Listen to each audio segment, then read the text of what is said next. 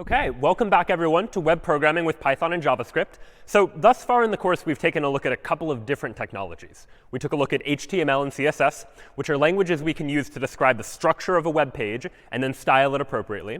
And then we also took a look at Python, a programming language that we could use to get programming features like loops and conditions and variables and functions and more. And what we're going to do today is introduce Django, which is going to combine these two. Django is a Python web framework, which is going to allow us to write Python code that is able to dynamically generate HTML and CSS, ultimately allowing us to build a dynamic web application. So what is this now going to enable us to do that we weren't able to previously do using just HTML and CSS? Well, using HTML and CSS, the web pages that we created were static web pages. They were the same, and every time you visited the web page, the page you were looking at was identical. But ultimately, if you think about websites you interact with on a day-to-day basis, say like the New York Times, for example, it's not the case that every time you go to the New York Times homepage, you're seeing the exact same HTML. It changes. The next day, you might see the new date. You might see the next day's articles. Whenever someone comments on an article, you can see those comments, and you can see how many people have commented on an article, for example. And it's probably not the case that someone is sitting there updating the HTML of the New York Times website every time something changes, but rather more likely there is some program, maybe written in Python, maybe written in some other language, that is dynamically generating that HTML and CSS and allowing the web application to respond based on how users are interacting with it.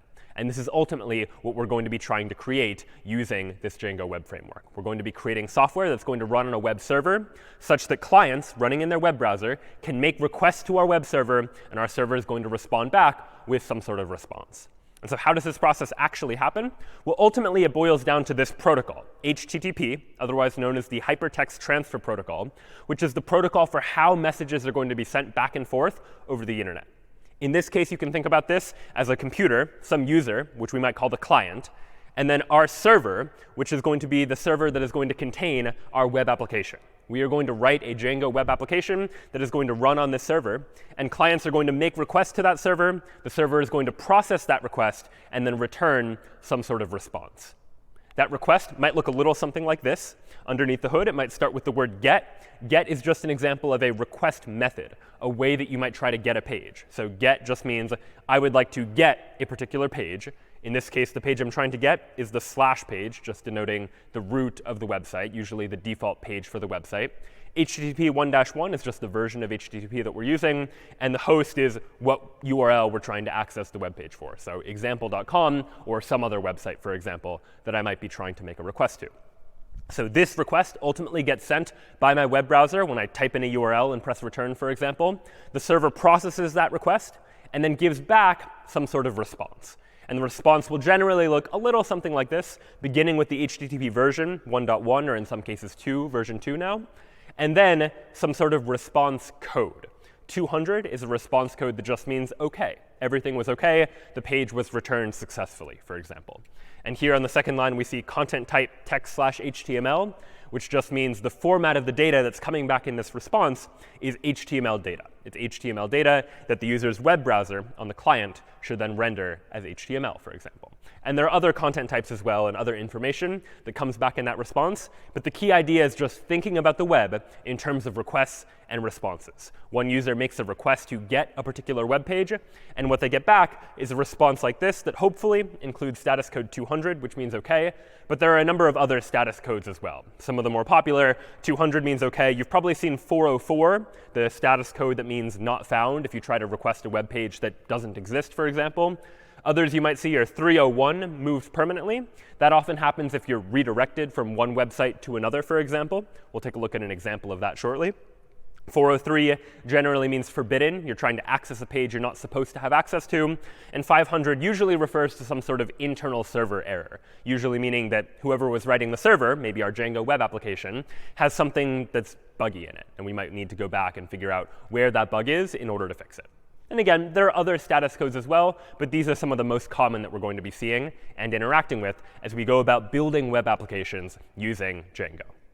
So Django is a web framework. It's a set of tools that is already built for us that's just going to make it easy to get started by writing Python code in order to design a fully fledged web application by taking care of some of the stuff that most web pages all have to do, such that we can focus on the interesting logic of building our own web applications. So the first step you'll need to do in order to use Django is to install it. If you're using Python, you may be familiar with pip, the Python package manager, which makes it easy to be able to install new packages.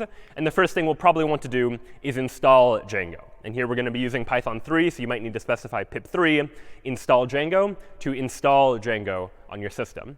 And after you do, we can run a command to be able to create a Django project. And that command looks something like this: django-admin start project, followed by the name of the project that we would like to create.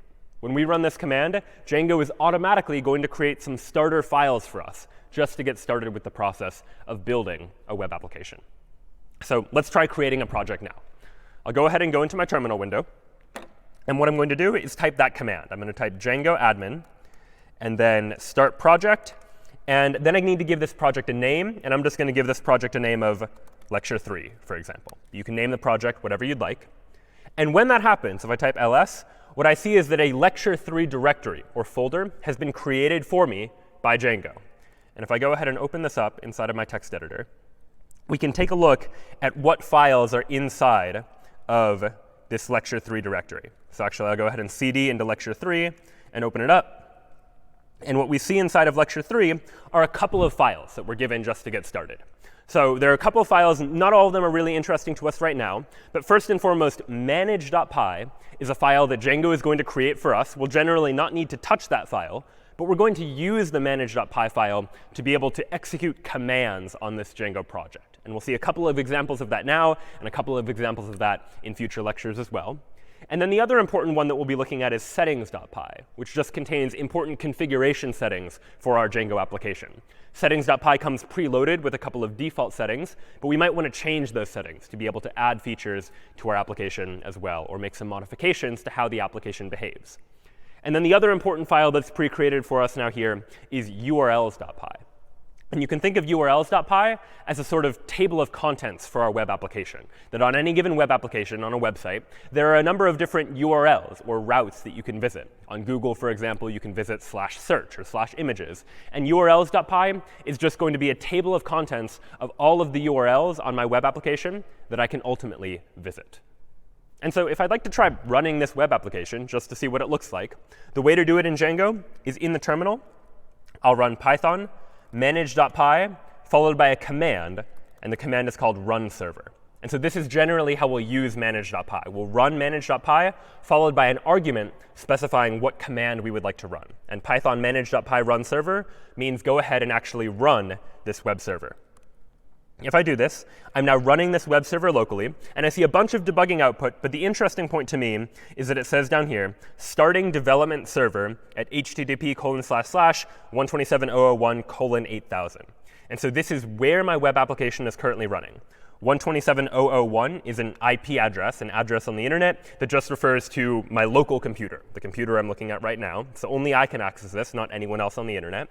And 8000 is what we would call a port number. It just refers to what type of service is being run. And you might have multiple different internet services running on different ports. In this case, our Django application is running on port 8000.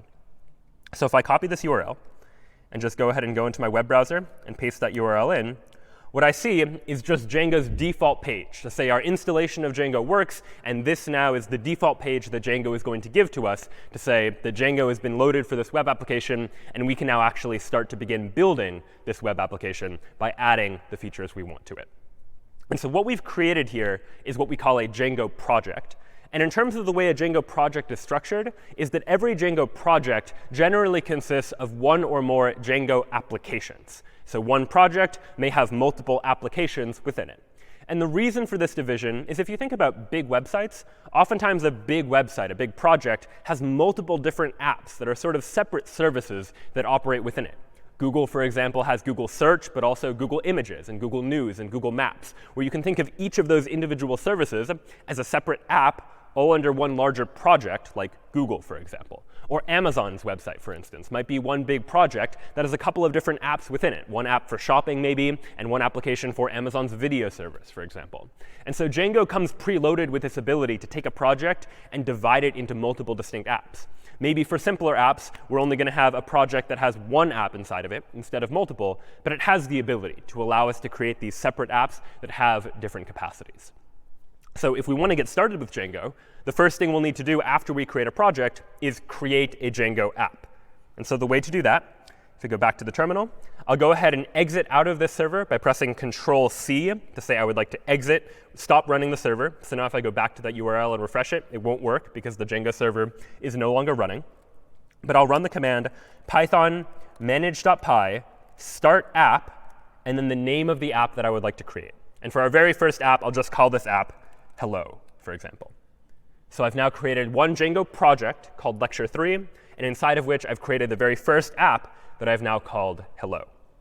And so if we take a look at our files now, you'll see that in addition to a Lecture 3 directory, which existed before, we also now have a hello directory that Django created for us that is going to contain the information needed for the hello app to work. And there are a number of files, again, that are generated by default. We're not going to look at all of them today. We're going to focus primarily on views.py. We'll see why in a moment, which is going to be the file that lets us describe what it is the user sees when they visit a particular route, for example, where we can decide what gets rendered to the user.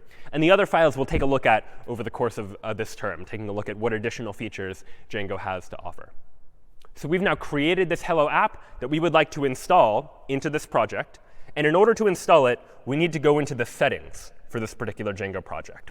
So if I go into the Lecture 3 directory and open up settings.py, what I'll see here is a big file all created for me by Django. I didn't write any of this code, but this is all just the default configuration for a Django project.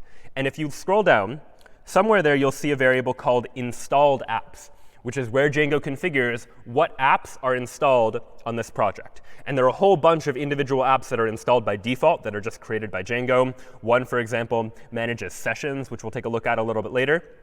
But if I want to add my new app that I've just created called hello to these installed apps, I'll go ahead and just add to this list of strings, this installed apps variable, I'll just add hello. And so now hello is going to be an installed app on this particular Django project. So now what I'd like to do is actually make this app, this hello app, do something and display something when I try and visit a particular route, for example. So how can I go about doing that? Well, let's go ahead and go into the hello directory, and let's take a look at views.py inside of my hello app. So here's the default file I get for views.py. I see a command that's given to me by default that says create your views here. And you can think of each view as something the user might want to see. So let's go ahead and just create a default view. And in order to create a view in Django, we're going to define a function. So this function, I'll just call index. This function, by convention, takes as argument a request argument. And this is going to be an argument that's going to represent the HTTP request that the user made in order to access our web server. So if we want information about that request, we can look inside of this request object to get access to some of that data. And we'll take a look at that momentarily, too. But now, what would I like for this request to do? Well, what I want to do for now is let's just do something simple and return an HTTP response of hello world, for example. Now, HTTP response is a special class created by Django. And so if I want to use it, I'll generally need to import it. And so Django is going to give us a lot of features that we might want to use in our web applications. But if we want to use them, we generally have to import them first. And it just so happens, and I only know this from reading Django's documentation, that I can include a line like this from django.http import HTTP response to say I would like to import the ability to give an HTTP response. And now what I have is a function representing my view. This function is called index. And what the index function does is it just returns an HTTP response of hello world. And so this is the response. But now we need to tell the app, like, when should you actually return this response? What URL is the user going to visit? And this is where we now begin to create some URL configuration, some sort of setting to tell Django when a particular URL is visited, then this function should be run in order to return that particular HTTP response. So how to do that? Well, in order to do that, we're going to need to create a urls.py file for this particular app. So Django has one urls.py file that works for the entire project. But oftentimes, we'll have each app contain its own urls.py file, just for the sake of separating things out into different places, such that if we have multiple different apps, each of which is doing something independent, we can have each of those individual apps have its own urls.py file to control what URLs are available for that particular app. So I'll go ahead and go into the hello directory. and I'll create a new file inside of the hello directory called urls.py. And what urls.py needs is it needs to define a variable called URL patterns, which will be a list of all of the allowable URLs that can be accessed for this particular app. And the way you create a URL is by first importing from Django.urls import path. And let's create our first URL. I'll say path, and then the first argument here I'm going to give the empty string to mean no additional argument. And we'll see what that means in just a moment, meaning nothing at the end of the route. And then the second argument to path is what view should be rendered when this URL is visited. And so if I want to render my index view, recall that in views.py over here, I have this index function. Then what I want to render when someone visits this URL, the empty URL, is going to be views.index. Views represents views.py, that file where I've defined all of my views. And index just so happens to be the name of the function that I want to call when someone visits this URL, for example. And then you can optionally provide a path with a string name to represent this URL. I'm going to give this a name of index. We'll see why this can be useful later on. But the idea is giving a name to a particular URL pattern makes it easy to reference it from other parts of the application. So later, when we might want to link to things or have forms that are submitting to different parts of the web application, giving a name to a path can be a useful tool. In order to use views, last line I need to add to urls.py is to say from dot, in other words, from the current directory, go ahead and import views. Anytime I'm using a variable name like views, I'm using that name, I need to import it from somewhere. And it just so happens that views.py and urls.py are located in the same directory. So I can just say from dot import views to import all of that into this particular file. So this now is the urls.py file for this application. But the last step in order to get all of this working for the very first time is to go back into the lecture 3 directory and open up urls.py here. This is the urls.py file for the entire project, for all of the apps that might be contained within this project. And it just so happens that there's one path already given to us by default called admin, which runs a default Django application called the admin application. We'll see more about that in the next lecture. But for now, I'd like to add my own route here to say that I would like for a particular path to lead to not the admin app, but the hello app that I have just now created. So I'll go ahead and give this a path of hello.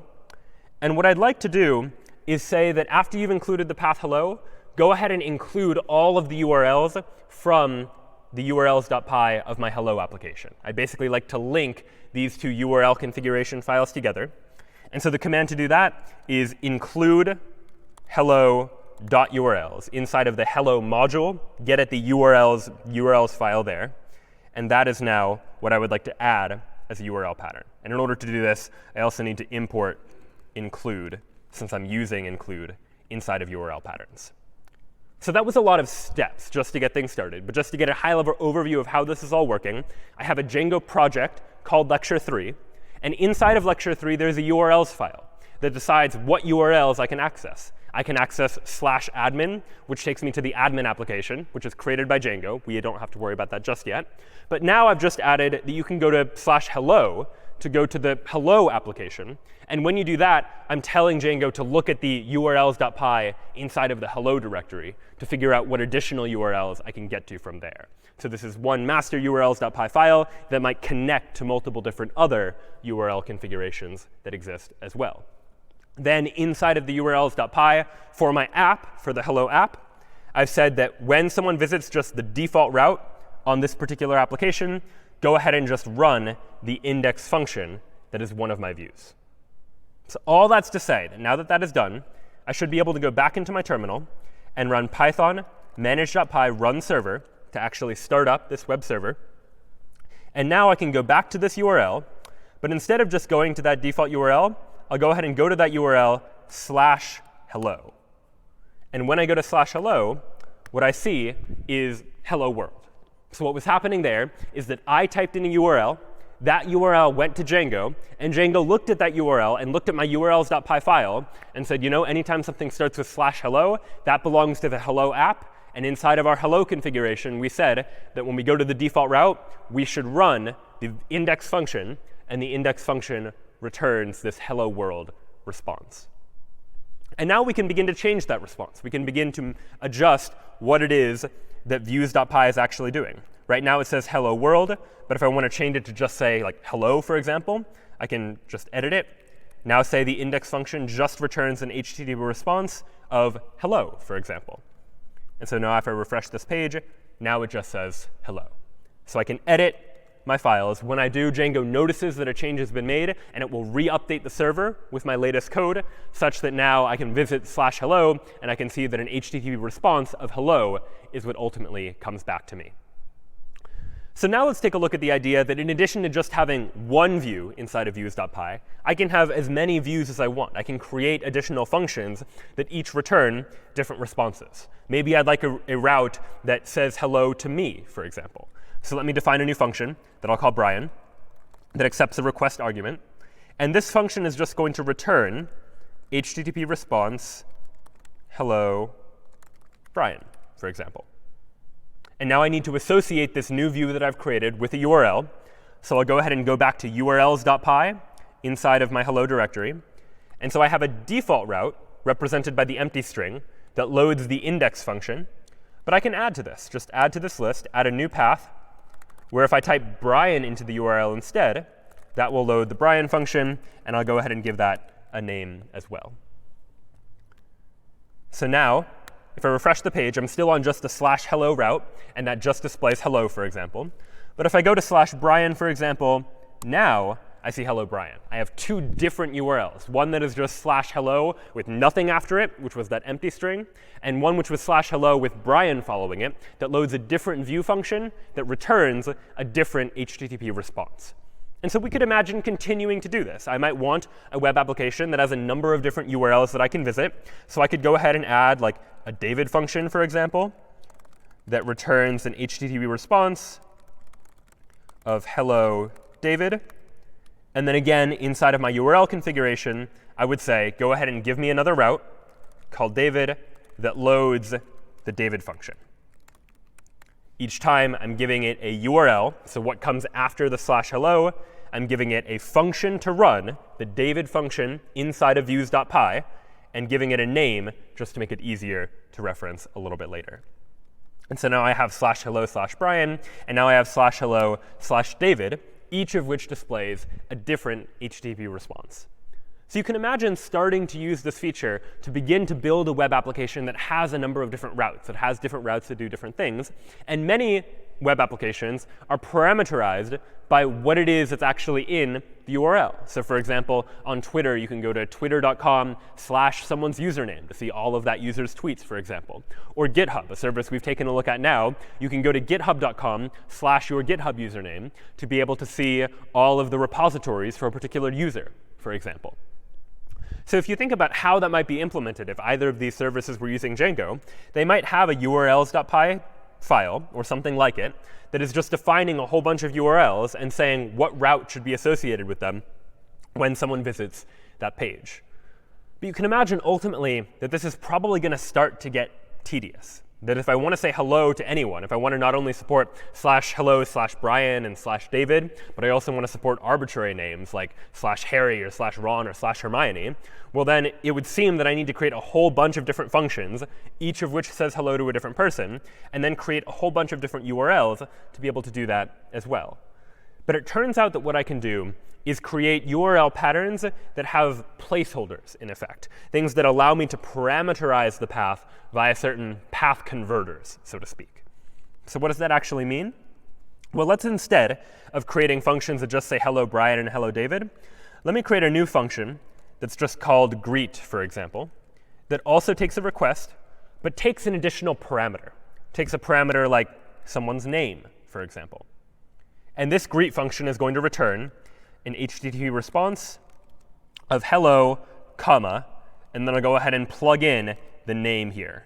And I'll need to add an f to the beginning of the string to indicate that it's a formatted string. This is just Python syntax to say that I would like to say hello, not just to anyone, but to whatever the value of the name variable happens to be. I'd like to substitute the name variable into that greet function.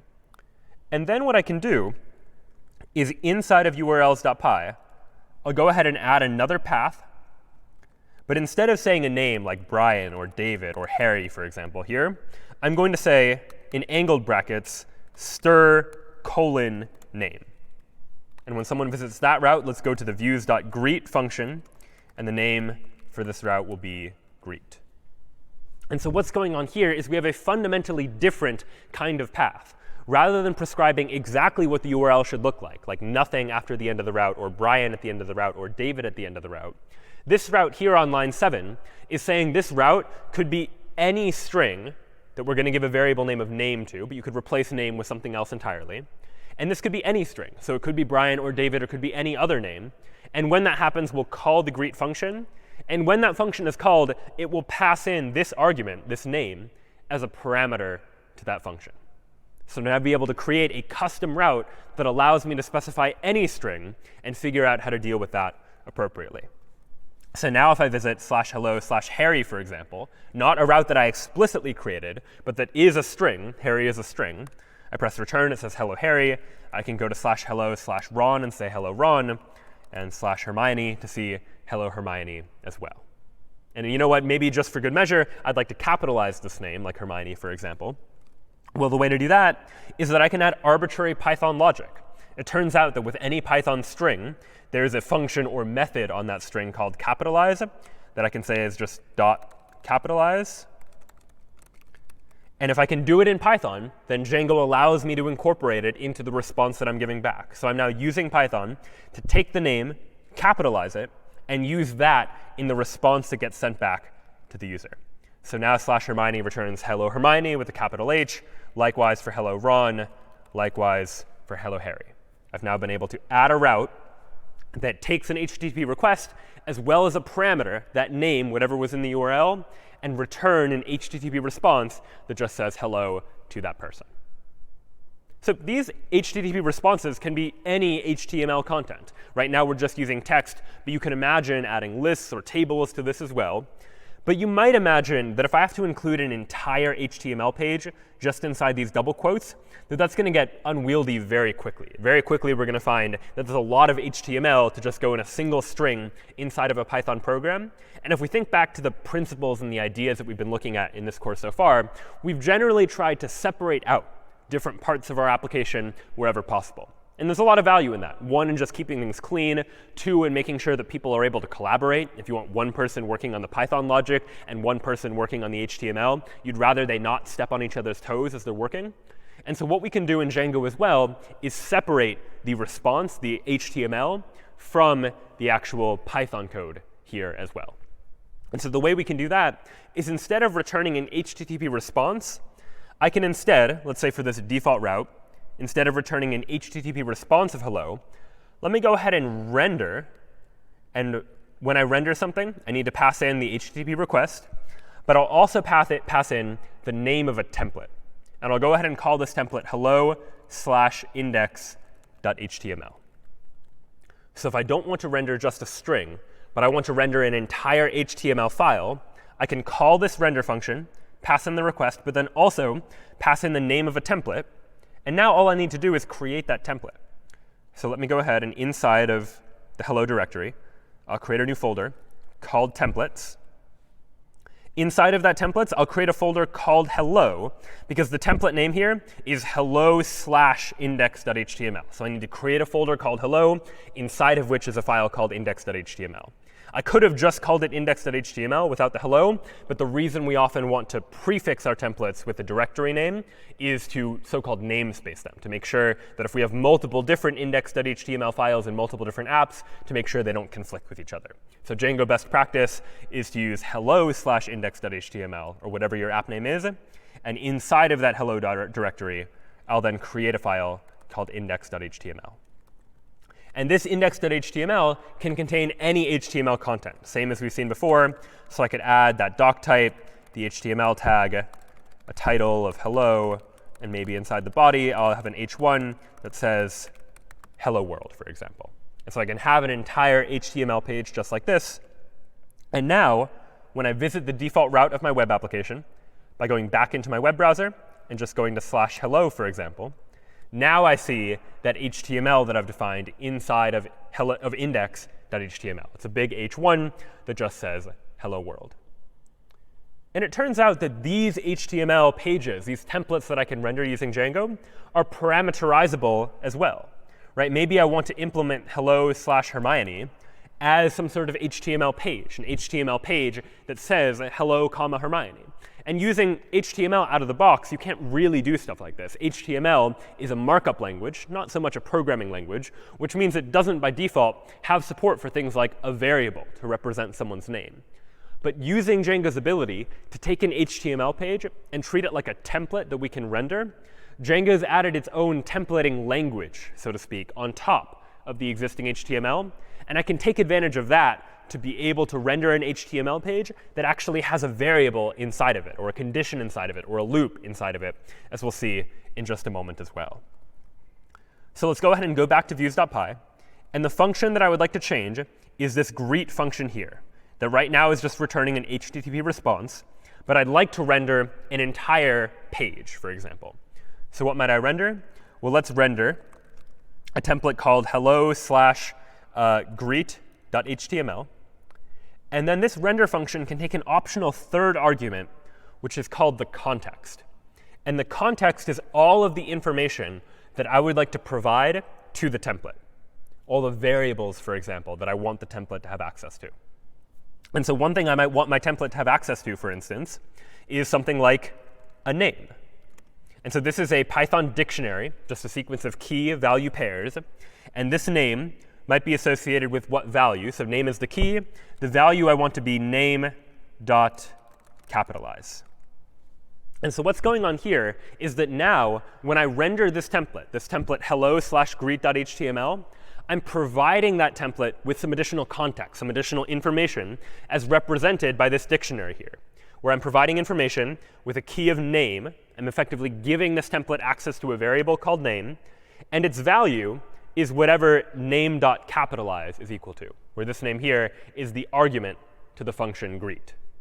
So now I can return this template, and inside of greet.html, I can use this variable called name. So how do I go about doing that? Well, let's first create that greet.html file. So inside of the template/hello directory, I already have index.html. I'll go ahead and create a new file called greet.html. And inside of greet.html, I'll go ahead and write some HTML. And inside the body of the HTML, whereas before I might have said something like hello, world, I don't want to say hello to world. I just want to say hello to whoever the name is, whatever is contained inside of that variable called name. So how might I go about doing that? Well, what I can do is use these double curly braces. And double curly braces are part of the Django templating language that allows me to say, I would like to plug in the value of a variable into this particular position inside of my template. And so if I include the word name here, then what I'm saying here is that when you render this greet.html template, inside the body of the page, I would like for there to be an h1, a big heading, that just says hello, and then inside these double curly braces, I'm saying plug in the value of the variable name there. If name is Hermione, it's going to be hello Hermione. If it's Harry, it's going to be hello Harry. If it's David, it's going to be hello David. So let's go ahead and give this a try now. Now, when I go to /hello/Harry, for example, I now see a big h1 tag that says hello Harry. If I go to /hello/Ron, I see a big h1 that says hello, Ron. And the reason why all this is happening, the way we're getting to that final position, is because URLs says that when I have a URL that just is a string, like someone's name, we'll call the greet function. The greet function inside of views.py is taking the name as an argument, rendering the greet.html template, and passing in that name as part of the context, part of what the template has access to. And inside of greet.html, here's the actual HTML file. Here's where we then plug in the value of name. So it's a lot happening across a lot of different files. But the reason for all of these various different files is to help keep things separate, to have one file that is just responsible for URLs and directing people to what should happen when those URLs are clicked. Then we have one file, views.py, that is entirely responsible for deciding on this particular view what template should be rendered, what information should be passed in as context. And then I separately have a file for each of my HTML templates that are saying, what does the page actually look like? And so if you start to begin to think about this separation of components inside of a web application, it can help to make the structure of a Django application a little bit clearer. So we've now been able to use the Django templating language to put variables inside of our HTML templates, to be able to create an infinite number of different routes where I can visit /hello/some name in order to display hello to that person's name. But the Django templating language is even more powerful than just that. There are a lot of additional features that the templating language is going to give us access to. And we'll take a look at a couple of those now. And to start, I'm going to introduce you to a website you may be familiar with. I consider it to be one of the simplest websites on the internet. It's a real website called isitchristmas.com.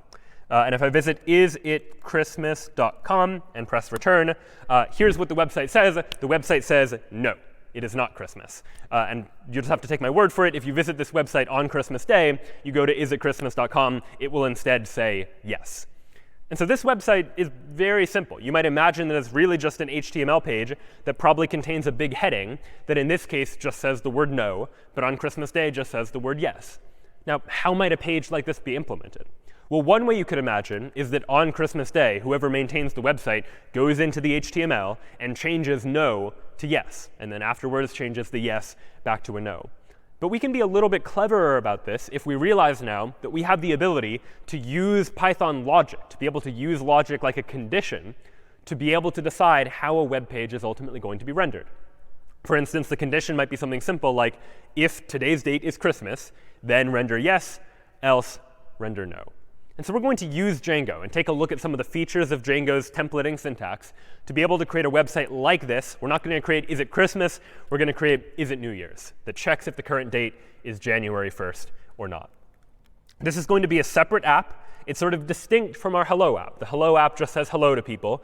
The New Year app, for example, is just going to see whether or not it happens to be New Year's, for example. So I will now go ahead and create a new app. And I can do that by writing Python manage.py, start app, and I'll call the app New Year, for example. I'd like to create a new app called New Year. I've now created that new app. If I type ls, you'll see that not only do I have a hello directory that represents the hello app, I now have this New Year directory that represents the fact that this is a new app called New Year. As with before, I'll need to go into settings.py inside of my project directory and add New Year as an installed app. This is now a new app that exists in my web application. So it, too, now needs to be a new installed app. What else do we need to do for new apps? Well, I need to go into urls.py for lecture 3. And just as before, I had a path saying when I go to /hello, then you should go to all the URLs for the Hello app. Let me add a new path that says that if I go to my application /New Year, well, then you should go to all of the URLs for the New Year file. Go to newyears.urls, representing the urls.py file inside of the New Year's app. Now, that file isn't given to us by default, so we need to create it. I need to go into my New Year folder and create a new file called urls.py. And inside of that file, I'll do from django.urls import path, from .import views, and then define some URL patterns. Same as before, where I'll just have a single path that loads the index function inside of views.py, and it has a name of index. So again, just mirroring the type of structure that we've already seen before in the Hello app. This app is just going to have a single route, the empty route, that loads the index function. Now all it's left to do is to actually create that index function. So I go into views.py, and here now I'll define an index function that takes an HTTP request as an argument. And now inside of this index function, I would like to add some logic that checks whether or not it's January 1st. And so how might I go about doing that in Python? Well, it turns out that there is a date-time module in Python. And you can learn about this just by reading up about its documentation to figure out how it works. And the date-time module gives me access to things about the date and time, for instance. And I can play around with the date-time module outside of Django just to get a feel for how it works. If I just type Python into the interpreter, into my command line rather, what I get is the Python interpreter that lets me just write Python code just to experiment and test and see what the result of running this Python code would be. So I can try like import datetime, for example, and let me create a new variable called now, which is datetime.datetime.now. It just so happens that inside of the datetime module is a function called datetime.now that gets the current date and time, for example.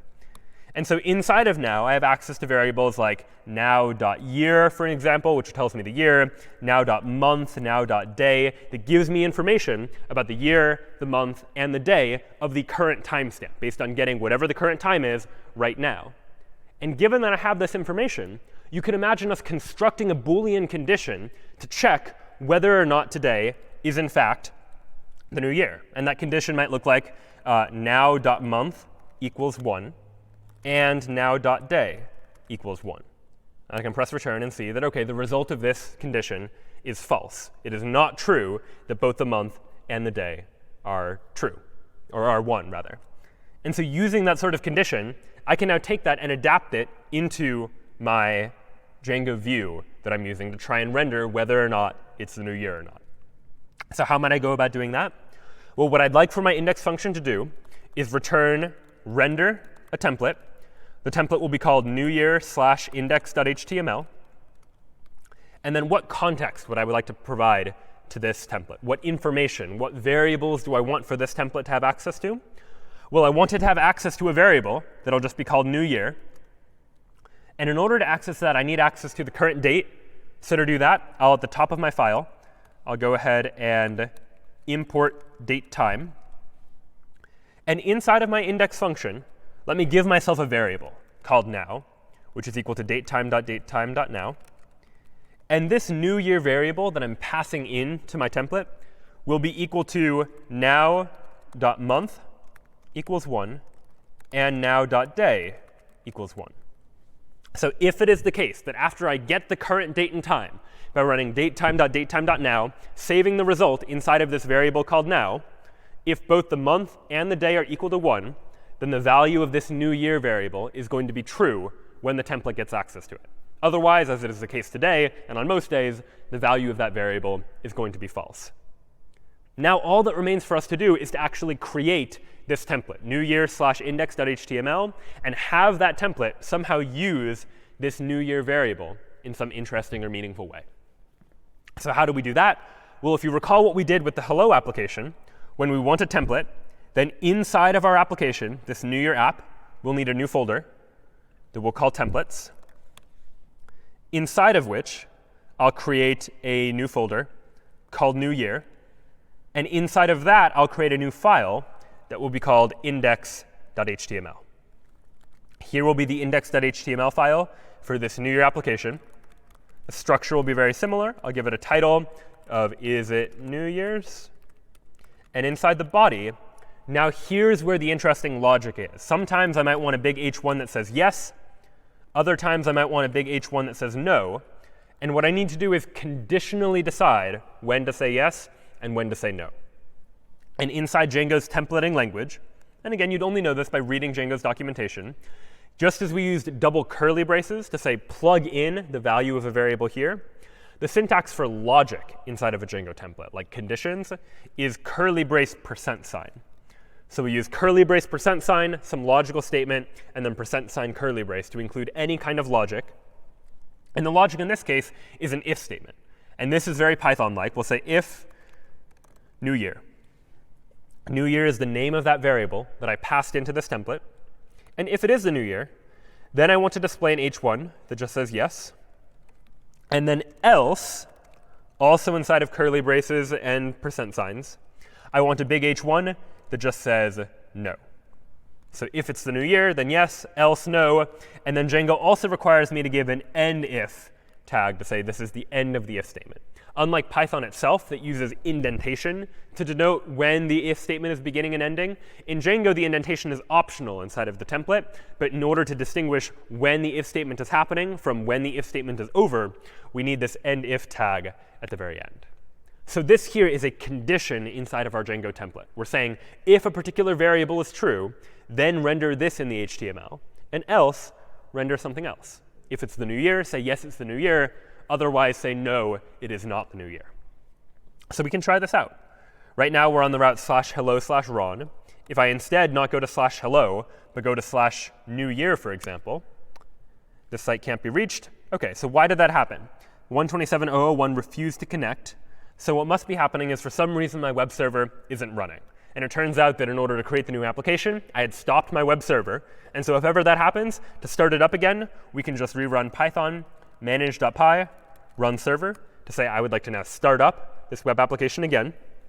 And all right, it looks like now I have another error. There's some sort of syntax error. And the syntax error is in newyear/views.py. So let me go ahead and go back into views.py and see if I can spot where the syntax error is.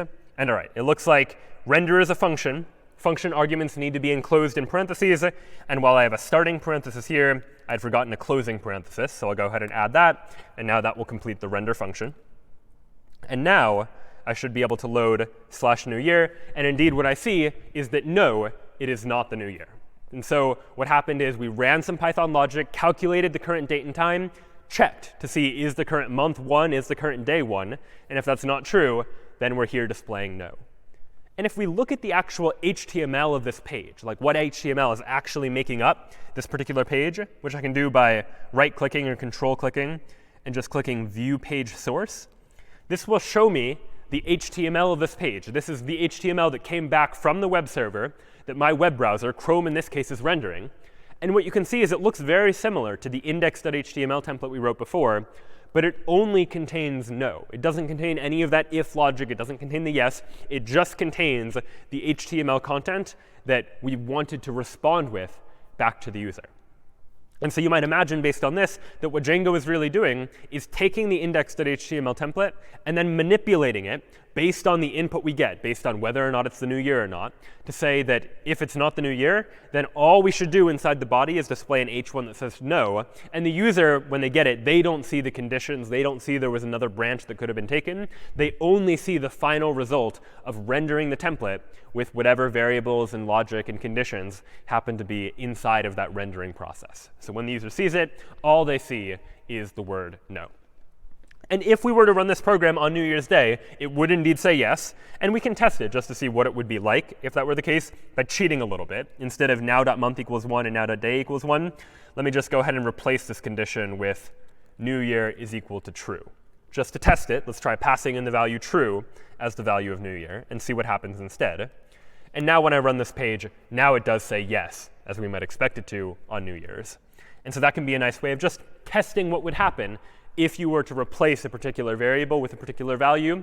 We can substitute inside the context just for development purposes what value we would like that variable to take on.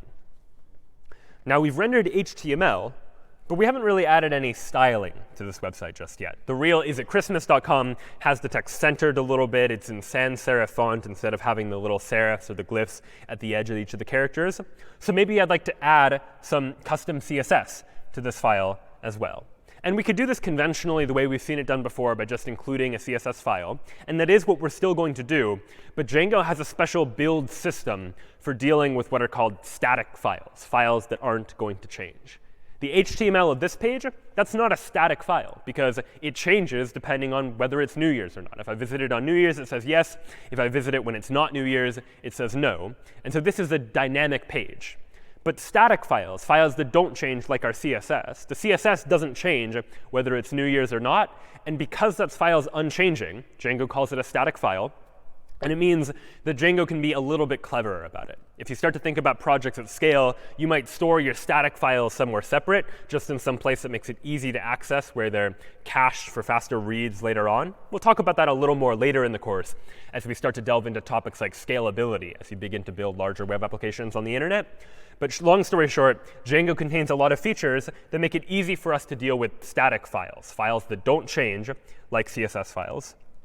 And generally the way that we'll add static files is inside of the New Year folder. In addition to having a templates/newyear/index.html, we'll also create a new folder called static that will contain all of the static files that we would like to include inside of this application as well. Inside of static, I'll create a new folder called New Year. inside of which is a new file called styles.css. And so inside of styles.css, I can now write all of the same CSS that I would want to have written before. So maybe I want all my H1s to have a font family of sans serif, a font size of 90 pixels maybe, and I want the text alignment to be centered. Just a couple of CSS properties and values, same as we've already seen, just to say I would like to give H1 tags this particular style. Now what's left to do inside of index.html is at the top of our page, I'll go ahead and add a command that says load static, to mean go ahead and load static files for this particular HTML page. And now I'll go ahead and link a style sheet. You'll recall that this type of command inside the head section of my web page, where I would like to link some particular URL as a style sheet, is how I add CSS to a page. But what I'm going to include in here as the link is I'm going to include, rather than hard coding a URL, which I could do, Django best practice says that instead, let's just say it's going to be a static file, and the static file is called newyear/styles.css. So I'm not specifying exactly what the URL is, but I'm saying it is a static file that is inside of a New Year folder called styles.css, and Django is going to figure out what that URL ought to be. And this is often better than hard coding a specific URL, because maybe you might imagine in larger web applications where your static files are might change. You might move your static files to a different domain or to a different route. And so in order to deal with that, this static keyword just means Django will figure out where your static files are located and will replace this command here in the curly braces and %signs with the actual URL for this particular file. So now that I've said that I want to link this particular static file, styles.css, into this web page, what I might first need to do, just to let Django load static files, is restart the server. So you might sometimes need to Control-C and then go ahead and rerun python manage.py run server. That will rerun the server. And now if I go back to the /newyear route inside my web browser, now I see the style look a little more close to what I actually wanted it to be, centered, sans serif, in a larger font that here just says no. And if we look at the underlying HTML of this page, we see that Django has actually, for us, filled in what the static URL is for these particular static files. And by default, Django just uses /static/ and then whatever the files happen to be. And so anytime we're dealing with static files, files that don't change, like CSS files or JavaScript files, as we'll take a look at later in the course, that's generally where they're going to go, as some sort of static file that we're going to ultimately link to this particular page. So now we've seen a couple of examples of web applications we can make using Django. We've seen the Hello app in Django that can parameterize URLs, that depending on the URL we visit can say hello to Brian or hello to David or Harry or Ron or Hermione. And we've seen the ability to, using Django, add some conditions to be able to conditionally say, if something is true, render this page. If something else is true, render another page. Let's now use these features plus some additional features to begin to build a more sophisticated web application, something like a to-do list. That maybe I want a web application that gives me a list of tasks, that lets me add new tasks to my to-do list, and lets me view all of the tasks that are currently on my list. And I'd like to build this up one step at a time. So where can I start with this? Well, this, again, is going to be a new app. Inside of my Lecture 3 project, I have two apps so far, a Hello app and a app for the new year.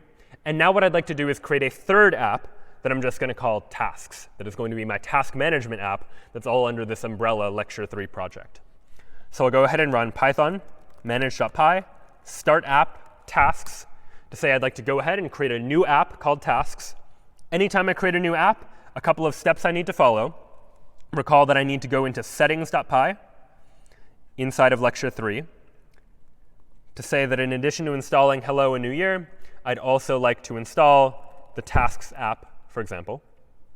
Then I need to go into urls.py inside of Lecture 3 to say that in addition to Hello and New Year, I'd also like for us to include the URLs for tasks.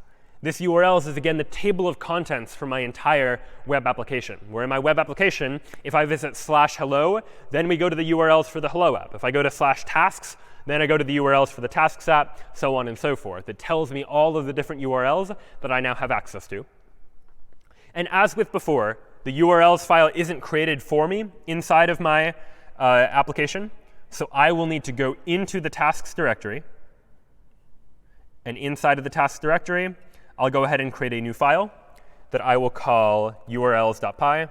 And the format of this is going to be very similar to what we've already seen. From django.urls, import path, from dot import views. And now I define my URL patterns, where I would like a path that is just the empty string, the empty path for now, that loads the index function whose name is index, for example. So now let's actually write this index function inside of views.py. What I'd like to do is define a function called index that accepts a request. And what I'd like to do is render a page that displays a list of all of my tasks. So before we get to the idea of adding tasks, let's just see if we can get our program to display a list of tasks, for example. So I'll up at the top create a global variable that I'll just call tasks, that the entire application is going to have access to. And I'll add 3 tasks to it. For now, we'll just use foo, bar, and baz, these sort of nonsense names that are just useful strings for testing purposes, just placing those as sample tasks that I might want to have inside of my application. And now what I'd like to do is render a template. The template I'd like to render will be called tasks/index.html. And then I'll provide some context to it, some information that index.html needs. What information does index.html need? Well, index.html needs access to all of my tasks. And where are all of my tasks? Well, they're inside of this variable that just so happens to also be called tasks. And this will be something we see quite often as a paradigm in Django, where we see a key and a value that look like they have the same name. The key distinction is whatever is here on the right after the colon, this is the value the variable takes on. This is a Python variable, like this Python variable tasks here. On the left, this key, this string tasks, that is the name of the variable that the HTML template will have access to when Django is rendering it. So Django has access to this variable name on the left that has this value on the right. And so if you see this paradigm, that's ultimately what that's going to mean. And now what I need to do is create this index.html file and make it use this tasks variable somehow. How might I go about doing that? Well, I can go back into my tasks directory, create a new folder for my templates. So I'll create a templates directory, inside of which is a tasks directory, because the template that I'm rendering, again, is tasks/index.html. And inside of tasks, I'll create a new file called index.html, inside of which we'll include some HTML. I'll include just the standard starting HTML. The title will be tasks. And now we'll have the body of the HTML page that I want to display all the tasks inside of an unordered list, perhaps. And if you recall from HTML, to create an unordered list, it looks a little something like this. UL starts the unordered list, and each list item is an li tag, like item 1, and then item 2, and then item 3. Something like that gives me an unordered list that has 3 elements inside of it. But I don't want to do this now because I don't want to hard code or exactly specify what all of the tasks are going to be. What I really want to do is loop over this tasks variable here, looping over all of the tasks inside of it, and creating a list item for each one of those tasks. And just as in before, where we could use if inside of curly braces and % signs to use a condition, likewise we can use for to say something like for task in tasks, I would like to display a list item. And then using these double curly braces, I'm saying plug in the task here. In between these list item tasks, I would like to plug in whatever the value of the task variable is. And then I'll go ahead and end the for loop there. So what I've done here is rather than add a condition into a template, which we've already seen, I now have the ability to add a loop into an HTML template using Django to say that for task in tasks, I'd like to loop over all of the elements inside of this sequence called tasks. And for each one of those individual tasks, I would like to display a list item in HTML that includes whatever the value of the task happens to be. And end for, just like end if ended the if statement, end for is going to end the for loop.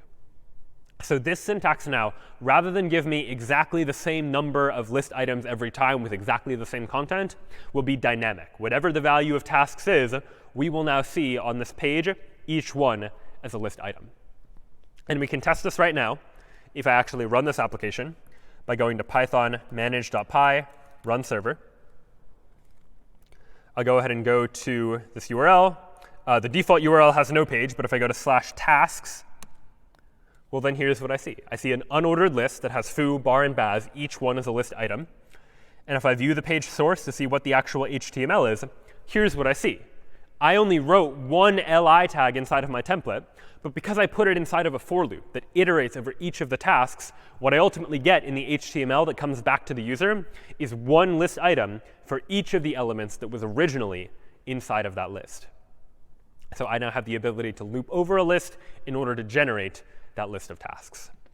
Of course, there's still no way to modify any of these tasks. What we have here is just a fixed list of tasks that just so happens to be rendering using a loop. What I'd maybe like is another page that will allow me to add in new tasks, a form, effectively, that lets me type in a new task and press add in order to add a new task. So let's do that. Inside of views.py, I'll define a new function that I'm going to call add.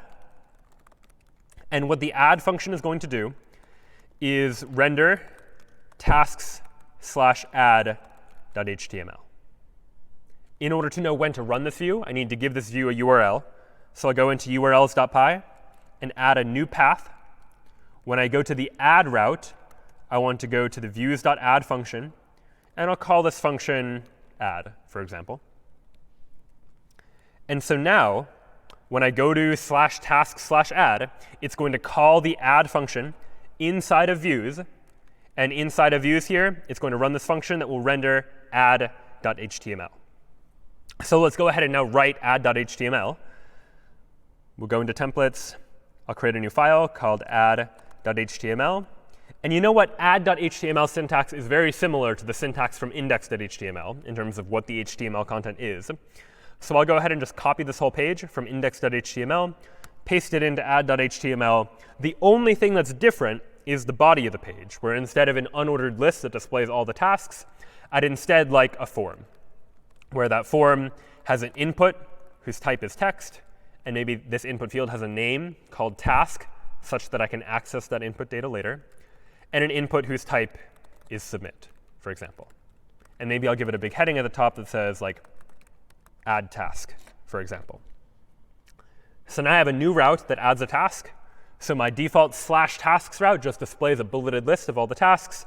And if I go to /tasks/add, here now is my form that gives me a place where I can type in a task, press submit, that right now does nothing, but that ultimately I hope will actually add a new task. Of course, something I just did there should strike us as not the best design. In particular, the decision I made was because the general structure of this HTML page is so similar. It's got the HTML tag. It's got a head. The title of the page is tasks. Ultimately, I just copied all of the content of index.html and pasted it into this new HTML page, add.html. And anytime you find yourself copy-pasting, this should be another area where you start to think there's probably a better way to do this. And with just pure HTML, there kind of wasn't. If we wanted multiple different HTML pages that displayed similar content, we needed the same HTML on all those different pages. But now in the world of Django, we have the ability to use something called template inheritance. What I'm now going to do is define an HTML file called the layout, just some file that the other files, add.html and index.html, are going to inherit from.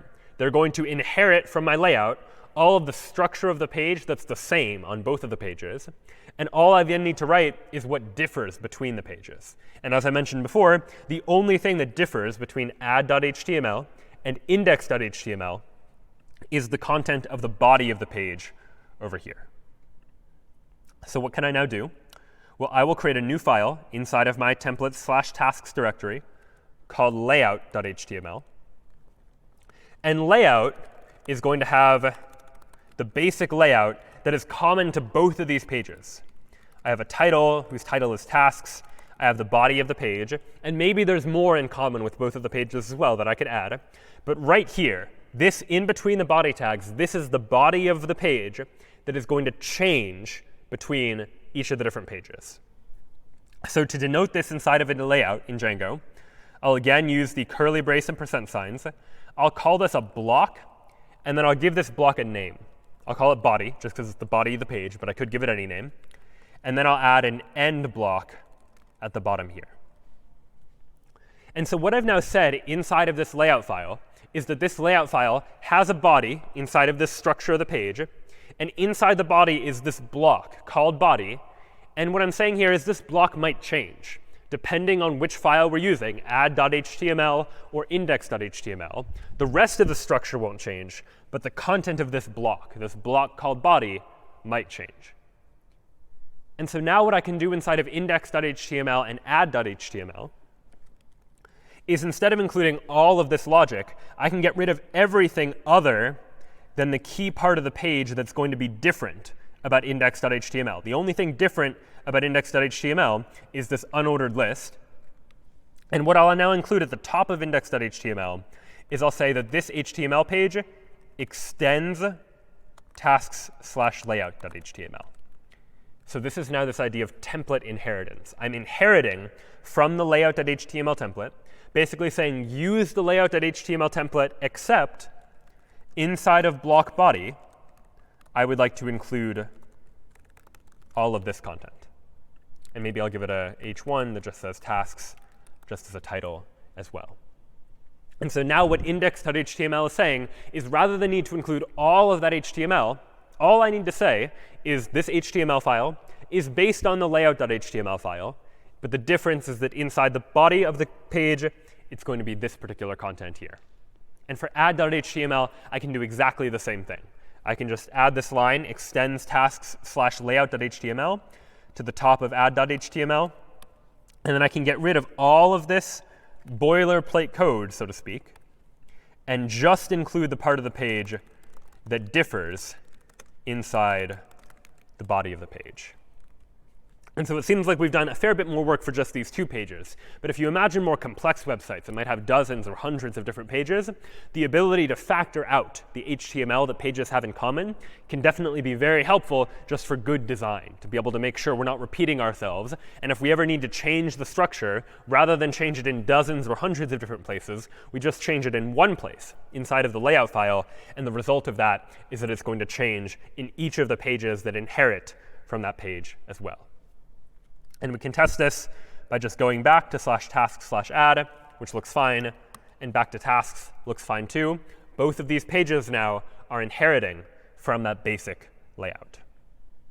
Now, it's a little annoying that anytime I want to switch between this page and the add page, I have to go to the URL and know that I need to go to /tasks/add in order to get back and forth between them. So I might like to add a link that takes me from one page to the other, and vice versa. And I can do that if I go into index.html. You might imagine that I could just add a link here. href to create a link. Let's go to /tasks/add and add a new task. Will be the name of that link. Except the problem is, or the reason why this isn't necessarily good design, is that Django is designed to make it such that it's very easy to change the structure of the pages in terms of how the URLs all relate to each other. And I have here hard-coded that when you click this link, we go to /tasks/add. And if ever I wanted to change that URL, maybe instead of /tasks/add, I wanted /new instead of /add. Well, then I'd need to change it in two places. I'd need to go back to the urls.py file to change the actual URL to say instead of add, it should be called new. But then I need to find every place where I use that URL, and I'd need to change it there as well. So in order to deal with this, Django has an additional feature that basically lets Django figure out what the URL should be instead. And we do that by using the name that we gave to each of those routes. And so this is where that name becomes relevant. That I can here just say, link to a particular URL, link to the URL called add. So I just said link to URL called add. And how Django figures this out is based on the contents of my urls.py file. That inside my urls.py file, I defined a number of different paths, and I gave each of those paths a name. This one was called index. This one was called add. And so when I did that, I was able to say, if you link to a URL called add, Django will find a URL whose name is add and link me directly to that route. And so if ever I were to change the route to something else, Django would just figure out what the new URL should be, and I wouldn't have to worry about it. Django would fix the problems for me. And so now, if I go back to the tasks site, I can click the Add a New Task button, and that will take me to the add task. And maybe now I'd like to add a link that goes back. So I can go to add.html, and maybe add a link down at the bottom, ahref equals, and what URL would I like to link to? Well, my default page was just called index, so I'll go ahead and include the word index. I'd like to link to the URL index, and then view tasks, maybe, as the name of the link. So now if I go to just the default tasks page, I see a link to go add a new task. And now I see a link that's going to take me back to the ability to view tasks. And when I click on that link, I see no. And now that's probably not what I wanted. I wanted to go back to the index page for my tasks application. But it seems that when I clicked on view tasks, I'm taken to no. And what's going on here? Well, if you look at the URL is /New Year. Somehow I was on the tasks app, I clicked a link, and I'm back at the New Year app. How did that happen? Well, it turns out this is an example of a namespace collision, where I have two things that all have the same name. And in this case, what's happening is that I have a urls.py file for my tasks application, where I have a route called add and a route called index. But it just so happens that inside of the New Year folder, if I go up to New Year, and I look at New Year's urls.py file, the New Year's urls.py file also has a path whose name is index. And so what I said was create a link, and I would like that link to link to the thing that has the URL with a name of index. And it turns out there were multiple things that all had a name of index. And so Django didn't know which to choose, and it just chose the New Year one. And you might imagine that linking between apps is something you might reasonably want to do. You want to, from Amazon's shopping page, for example, be able to click a link that takes you to Amazon Video, or you want from Google Search to be able to click a button that gets you to Google Maps. But in this case, this isn't quite what I wanted. There's a namespace collision where two things have the same name that I would now like to be able to fix. And the easy way to fix this is inside of urls.py for my tasks application, let me just give each of these URLs an app name called tasks. This just helps to uniquely identify all of the URLs, because now inside of add.html, rather than just link to a URL whose name is index, I'm going to instead link to tasks:index to mean from tasks, the tasks app, get the index URL. And likewise, inside of index.html, I'll link to tasks:add to get at that particular route from this particular application name. So now, if I go back to the site, go back to my tasks page, now the links work as expected. I can get to the new tasks, and I can get back to the list of all of my tasks as well.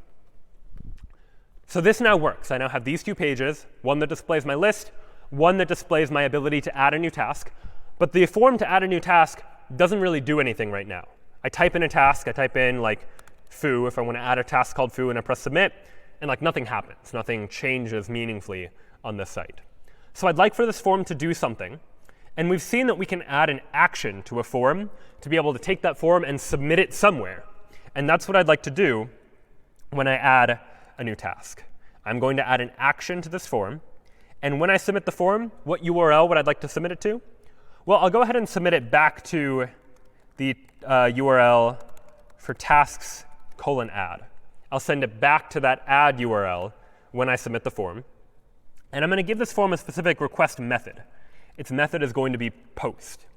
And so we've already seen a request method of get. Anytime you type in a URL or click on a link to go to another page, the request method implicitly associated with that request is called get, which just means I would like to get a particular page. Anytime you're submitting data that has the potential to change some state inside the application, like changing the state of the list of tasks that is stored inside the application, then we'll generally use a different request method called post. Post is generally used for submitting form data. It doesn't include parameters inside the URL the way a GET request does, as we saw with Google, for example. But this post ability is going to give us the ability now to send data via a different request method to my add route. And so let's now give this a try. Now I'm going to go to task/add. I see the ability to add a task. And maybe I'll add a task like check email or something and press submit. And all right, I get an error. Forbidden. This 403 in parentheses means that is the response code that came back. This is an error that Django has generated for me. So this 403, as we saw before, means forbidden. I don't have permission to do this for some reason. Now, why don't I have permission to submit this form? It says CSRF verification failed. So CSRF stands for cross-site request forgery. And what that means, it is a security vulnerability that is inherent in some forms if they're not designed in a secure way, meaning that someone could forge a request to a particular website using some form on their own separate website, for example. You might imagine that someone on a different website might trick the user into submitting a form that submits its data to our add task function that adds a new task to their task list. And maybe that's not a big deal for tasks, but you might imagine in more secure contexts, more sensitive contexts like a bank, for example. They might have a form on their website for transferring money from one user to another. And if they're vulnerable to this sort of attack, cross-site request forgery, someone else on a different website could trick the user into submitting a form where it submits form data that goes to the bank's website to say, I would like to transfer money from this one user to another user. So we would like to be able to design forms that are not vulnerable to that particular security vulnerability, that don't allow for requests to be forged by another website. So how can we go about doing this? Well, one strategy that can be used in order to deal with these sorts of attacks is to add into our form a hidden cross-site request forgery token, or CSRF token, which will just be some unique token that's generated for every session. So every time a different user visits this particular form, they see a different CSRF token. And then when the user submits the form, they're submitting that token with the form. And our web application is going to check to make sure that that token is indeed valid. And if it is valid, then they'll allow the form submission to go through. But this means that an adversary wouldn't be able to fake a request to our website because that adversary doesn't know specifically what the generated token is. So they would fail the check for CSRF validation. And it just so happens that Django has CSRF validation turned on by default. And it's done so via a specific add-on known as Django middleware. Middleware refers to the ability in Django to be able to sort of intervene in the request-response processing of a Django request. And if I look at the settings.py file, if you're curious, for this particular web application, inside of settings.py, if we scroll down, we see there's a whole bunch of middleware that's installed by default inside of a Django application in terms of making sure that we have various different features hooked into this request response processing.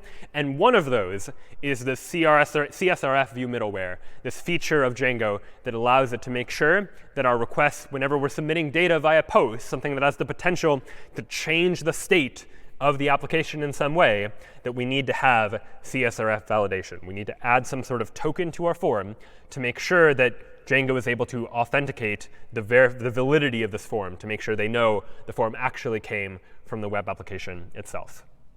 And it's quite easy to be able to add this token into our HTML page. Django has it built in. Inside the curly brace and %sign, we can just say, I would like to add into this page the CSRF token, for example, to go ahead and fill in the CSRF token right there. If I now go back to the page and refresh the page, now I see add task. But if we're curious, I can now actually go and view the page source. I can look inside this page. And here now is the form.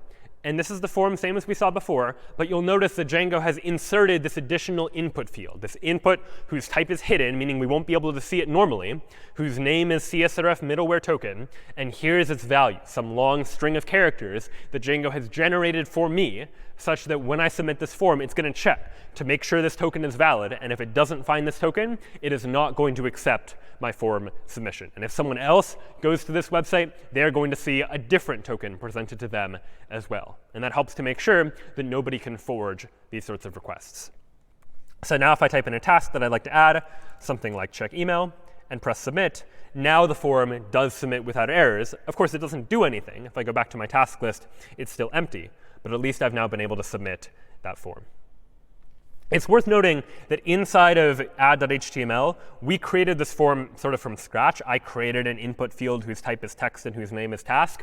But creating forms is something that happens so often in the world of web programming, oftentimes with many different fields that you might want to change over time, that Django's added a number of ways to make it easier to create forms, to validate the data inside of those forms, just to make our lives a little bit easier when it comes to dealing with and interacting with forms. And so now we'll explore an alternative way of doing the same thing. What we did here just works. We can create a form just using raw HTML, as we've seen before. But Django also has the ability to create forms for us. So in order to do this, I'll go into views.py, and at the top add from Django import forms. And now I'm going to create a new class to represent this form. I'll create a Python class that I'll just call new task form, since I'll use it to create a new task. It will inherit from forms.form. And now inside of this class, I need to define all of the fields I would like for this form to have, all of the inputs that I would like the user to provide. And so I want them to provide the name of a task, which will be a character field or a char field, meaning I want the user to type in characters. And I can give this a label, call it new task, for example. And now what I can do is when I render add.html, I can add some context and say, give this template access to a variable called form, which will just be a new task form. I'm going to create a new task form, pass it into this add.html template. And now inside of add.html, instead of writing the input whose type is text, name is task, and having to do that on my own, I can just use double curly braces and say, plug in the form here. And that will automatically take care of, Django will generate the necessary HTML to make that form work. So if I refresh this page, now I see that here is the form that Django has created for me. It's created an input field. It's given it a label of new task, so I know that it's where a new task should go. But now, rather than needing to edit the HTML anytime I want to change the form data that's involved inside of this application, I can just change this new task form. If maybe I want to eventually make upgrades to my application, where in addition to specifying a text field where I can type in the new task, maybe I also want to be able to specify a number indicating the priority that task should have, I could additionally give this form access to a priority variable, which is an integer field whose label is priority. And I can even add constraints on this to be able to ensure that it's valid data. I can give it a min value of maybe 1 and a max value of 10, for example, in order to add all of that. And now without touching anything in my HTML, I just changed the form itself inside of my Python code. Now if I refresh the page, I see an additional field. I see an opportunity for me to type in a new task. And I see an opportunity for me to specify some priority. And of course, you could add CSS in order to style this up a little bit nicer. But now, Django will automatically do client-side validation, where if I type in a new task like check email, but I don't specify a priority and submit it, it tells me to fill it out. If I type in a number that's in an invalid range, I only wanted numbers from 0 to 10, it fills it out. And this is all what we would call, again, client-side validation. The server isn't getting any of this data. It's just the web page has been encoded to know what the valid values are, and it's going to constrain me to make sure that I'm typing in something that matches those values. But in general, when we're doing form validation, when we're making sure that forms are valid data, we want to somehow make sure to include not only client-side validation, but also server-side validation. We also want to check on the server to make sure that inputs are valid as well, because there are many reasons why we might want to be able to do this. One is that it's very easy to disable this sort of client-side validation or just submit a request without doing any of the client-side validation. And maybe if the user is looking at an old version of the page, the validation we're doing on the server is more up-to-date than this client-side validation as well. And Django's forms will make it very easy for us to do both of these things, both the client-side validation and the server-side validation as well. So how does this work? How do we do that? Well, inside of the add function, this add function now gets called in two different ways, depending upon the request method.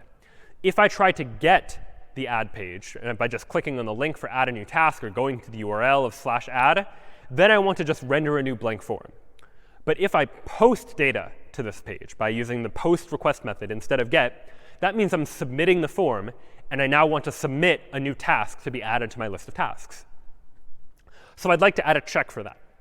I'm going to add a condition here that says, if request.method equals post, well then here, what I'd like to do is process the result of that request. And the way you do that in a Django form is by creating a new variable called form, which will be a new task form.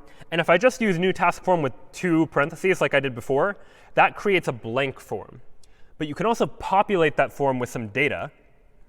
And if I populate it with request.post, what that is going to do is request.post contains all of the data that the user submitted when they submitted the form. And so what I'm doing now is I'm creating a form variable by taking all of that data and filling it into this new task form, which will contain now all of the data the user submitted. And you can imagine checking this manually, but I can just call if form.isValid, and inside this if statement, use some logic using the cleaned data as a result of using this form. And so inside of a variable called form.cleanedData, that will give me access to all of the data the user submitted. And so if I want to get like what task they submitted, because I had a variable here called task inside of a new task form, well, I'll just go to form.cleanedData and then task. And I'll go ahead and save this inside of a variable called tasks. And now what I might like to do is add this task to my list of tasks. Go tasks.append this new task. So that's what we do if the form is valid. If the form is valid, we take the data from the form, get the task, save it inside this variable called tasks, and add it to my growing list. But else, if the form is not valid, what should we do instead? Well, then I should return the add.html file again. But instead of providing the form back to them, a new form back to them, I'm going to send back the existing form data back to them. So we can display information about any errors that might have come up as well. So what does this now look like? Let's show an example, and then I'll go back to the code so you can see in better detail how it works. Here's task/add. Recall that if I type in a task like check email and a priority that's not valid, it's out of range, like 11, and press submit, it says value must be less than or equal to 10. But let's now imagine a situation where the client and server are validating different things. That maybe I've now decided, you know what? Priority, instead of being from 1 to 10, can only be from 1 to 5. That's now the valid range for priorities. But this client, which is still an older version of the page, doesn't know this. So it thinks that a priority of 8 is still valid, and it's going to pass client-side validation. But now I press submit, and the server is going to process it. And because it's invalid, it gives me back the form and gives me an error. Ensure this value is less than or equal to 5. And so this now is why we generally want both client and server-side validation to make sure that the data we ultimately get is going to be accurate and it's going to be clean, matching whatever specification we sent out when we were creating that form for the first time. And so for the purposes of now, we're not going to really worry about priority too much because we just really care about what the task is. But just know that if you wanted a form that had multiple fields, you could add additional fields to this form input as well. So now we've added some application logic to our route that checks to make sure that the form is valid or not. If we take a look at what the add function is really doing, we're checking if the request method is post, meaning if the user submitted some form data. Then we figure out all the data they submitted and save it inside this form variable. We check to see if the form is valid. Did they actually provide a task? Are they providing all the necessary data in the right format? If so, then we get the task and add it to the list of tasks. Otherwise, if the form's not valid, then we go ahead and render that same add.html file back to them. But we pass in the form that they submitted so that they can see all of the errors they made. They can make modifications to their own form submission if they'd like to. And then otherwise, meaning if the request method wasn't post at all, if the user just tried to get the page rather than submit data to it, then we're just going to render to them an empty form. And this sort of paradigm is actually quite common when we're dealing with requests and responses, that oftentimes pages that have forms will want you to first be able to get that form via the get method to just get the page in order to display the contents. But those routes will also often support a post method where you can post data to those routes in order to say, I would like to now submit data to a particular route in order to get some sort of result, some sort of addition to a list of tasks, transferring money in a bank from one account to another, for example, or something else entirely. But watch what happens if I now try inside of tasks add to add a new task that's valid, something like check email, for example. I press submit, and all right, nothing quite seems to happen because I just get back this new task form. But if I go back to view tasks, now I see that check email has been added to my list of tasks. The original list of tasks just had foo bar baz, and now we've added check email to it. But this wasn't quite the behavior that I might have expected. Maybe I wanted that after I submitted the task form to add a new task, I would like to be redirected back to this page as well. And it turns out Django makes it easy for us to be able to redirect users from one page to another. In order to do that, after we add a new task to my list of tasks, I'm going to return an HTTP response redirect and redirect the user to a particular route. I could redirect them to just like /tasks, for example. But again, we generally try not to hard code URLs into our application. So better design would be to say, let me give you the name of the route and go ahead and reverse engineer what the route actually is from that. And so in order to do that, we can use the function called reverse built into Django and say tasks:\index to say, figure out what the URL of the index URL for the tasks app is, and use that URL as the one that we ultimately redirect to when we return this HTTP response redirect. In order to use these, we need to import both of them. So from the top, I'll say from django.http, import HTTP response redirect. And from django.urls, I'll go ahead and import reverse. So now I've imported both of these. And now the effect of this is that after I submit a new task and add it to my list of tasks, I'm going to be redirected back to the index page of my tasks application. And for good measure, I'll go ahead and start us off with an empty list to get rid of the foobar baz that we saw there originally. So tasks start out as the empty list.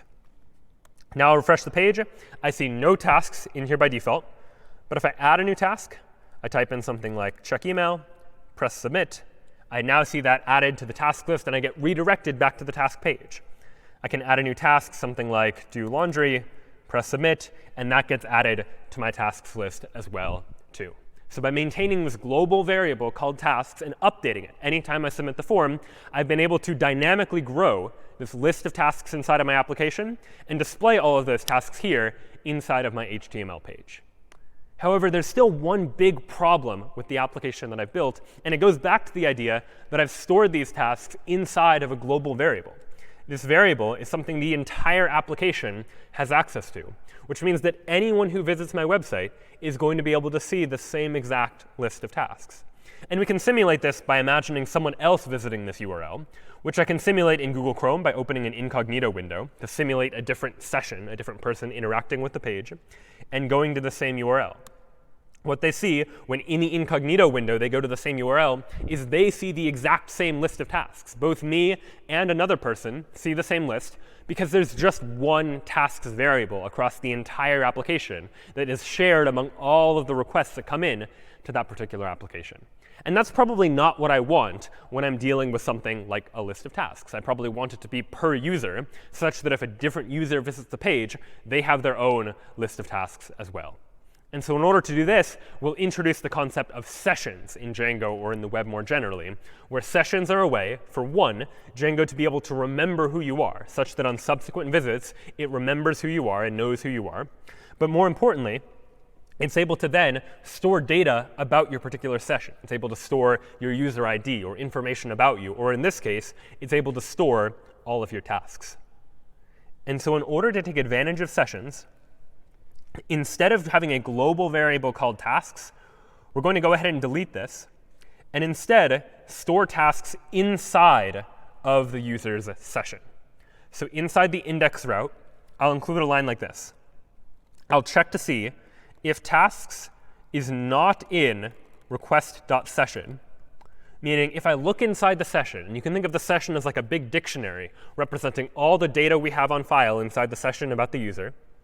And if tasks is not in that session, well, let me add to request.sessions, or session, tasks, and set that equal to the empty list. And so what I've done here is I'm looking inside of the session. I'm looking inside the session to see, is there already a list of tasks in that session? And if there isn't already a list of tasks in the session, well, then I'd like to create it. Then I'd like to set request.session, square bracket tasks, equal to the empty list. If the user doesn't already have a list of tasks, go ahead and give them an empty list of tasks. And now, here in tasks, instead of rendering the variable tasks, which no longer exists, I'll render request.session tasks to pass in that list of tasks to this particular template. And now in index.html, we're still looping over to that list of tasks. And now we'll see if I go back to tasks, I see no such table Django_session. So this is a bit of a strange error. What's going on here? No such table Django_session. Well, it turns out, as we'll see in the future, Django tends to store data inside of tables. And we haven't yet gotten to what that ultimately means or how to manipulate or interact with data stored inside of tables. But Django stores data about sessions that would happen inside of a table by default. Now, you can change this to have Django store data about sessions elsewhere. But ultimately, Django is keeping data about who you are and what your tasks are. And that data needs to be stored somewhere. And by default, Django wants to store it inside of a table. And right now, that table doesn't exist. So we need to create it. And the way to give Django access to that table that it wants to create, that it's been waiting to create but it hasn't yet, is to run this command inside the terminal, python manage.py migrate. We'll learn more about what that means in terms of what a migration is and what it means to migrate data into a database. But for now, just know that python manage.py migrate will allow us to create all of the default tables inside of Django's database. Next time, we'll take a look at actually creating databases of our own, adding tables of our own that store our own custom data. But Django has some initial default tables that it wants to create, and running python manage.py migrate allows for those tables to be created. Now that those exist, I first need to run the server. So python manage.py run server. I load the page. And here now is my list of tasks. There's nothing here, so when I loop over all the list items, it's sort of empty, which maybe isn't the best user experience or user design. So what I might want to do is add an additional condition. It turns out inside of index.html, whenever I have a for loop inside of a Django template, I can also add an empty condition to say, if I run the for loop, but it doesn't run at all because the sequence is empty, well, then let me just say, like, no tasks, for example. And this is just a nice-to-have feature of the Django language that just makes it easy for us to be able to deal with situations where we're iterating over a list and there's nothing in that list. So now I refresh the page, no tasks, exactly what I would expect to see. And now this index route seems to be working fine. What now needs to change when it comes to adding a new task? Well, rather than append the task to my list of tasks, let me go ahead and say request.sessionTasks, because that is my list of tasks. And let me add to request.sessionTasks this new task. I'm adding to it a new, sort of adding a list to the end of it that just contains the one new task that I got from the form. So when the form is submitted, we check to make sure the form is valid. We get the task the user submitted, and we append that to the list of tasks that's already stored inside of the session before redirecting the user back to the index page. So let's give it a try. We'll go back to this URL, back to tasks. I see I have no tasks initially. And now I can go ahead and add a new task, type in something like check email, press submit. And all right, now that's added, add a new task, something like do laundry, submit. And now both of those tasks are there. But now importantly, if you imagine someone in an incognito window or on a different computer visiting my same website, going back to this page, what they see is an entirely different list of tasks because they have a different session. Those sessions are determined by cookies, these little hand stamps that help the browser to be able to give some information to Django's web server to say, here is who I am, so Django knows what data to show you. And in this case, my original case, Django knows who I am, knows to show me these tasks. And in this case, it's a different user in an incognito window in this case. And so what they see is a list that has no tasks inside it at all. So now we've really just scratched the surface of what Django has to offer. But we see now the ability it has to be able to create dynamic web applications. Instead of just displaying HTML and CSS that's the same every time, using Django, we now have the ability to be able to generate programmatically custom HTML and CSS, either saying hello to a person's name based on what name is provided inside of a URL, or the ability to say to check the current date and conditionally display something if the date is one thing versus another, and the ability to store data on a session basis, to be able to store information about a user's to-do list, for example, such that on subsequent visits they can see their list of things they need to do with a different list for each of these possible users. And here really is just the beginning of what Django has to offer. Where Django gets very powerful is when it comes towards storing data inside of databases and manipulating that data and interacting with that data in various different ways. And that's ultimately where a lot of the power of a web framework like this ultimately comes in. We'll explore more of that next time. But for now, that was just a look at Django and how we can use it to be able to build these sorts of web applications. This was Web Programming with Python and JavaScript. We'll see you next time.